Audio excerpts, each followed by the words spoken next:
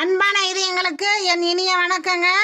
இன்னைக்கு நாம தர்பூசணி ஜூஸ் எப்படி தயாரிக்கிறதுன்னு பார்க்கலாம்.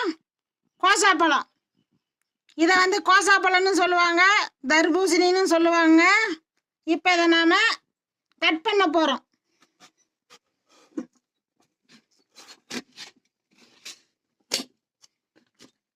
பாருங்க எவ்வளோ அழகான தர்பூசணி பாருங்க. இந்த மாதிரி பீஸா நாம கட் பண்ணிக்கிறோம்.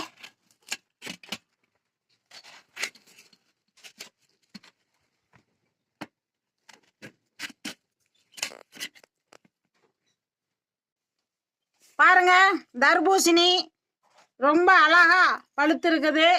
அழகான பழம். இந்த பழத்தை நாம இந்த மாதிரி கட் பண்ணிக்கணுங்க.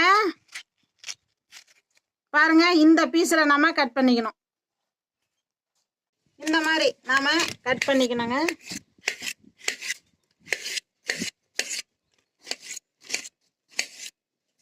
இப்ப நாம ஜார்ல சேர்த்த போறோம்.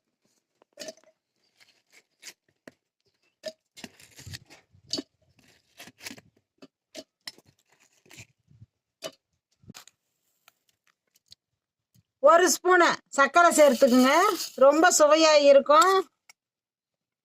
இப்ப நாம நைஸாக அரைக்க போறோங்க. கொஞ்சமா ஐஸ் வாட்டர் சேர்த்துக்குங்க, ரொம்ப கூலிங்கா இருக்கும். நாம குழந்தைங்கெல்லாம் விரும்பி சாப்பிடுவாங்க. தர்பூசணி ஜூஸ் ரெடிங்க. இப்படி நாம வடிகட்டிக்கிறோம்.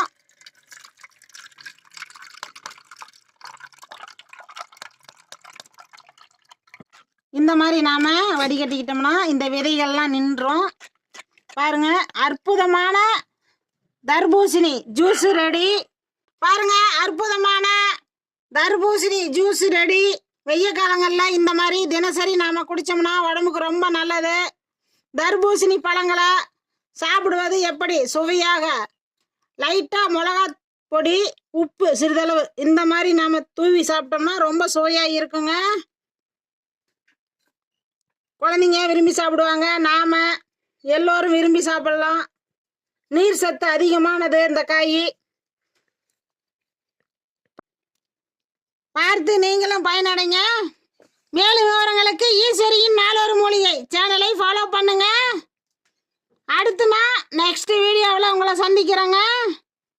நன்றிங்க.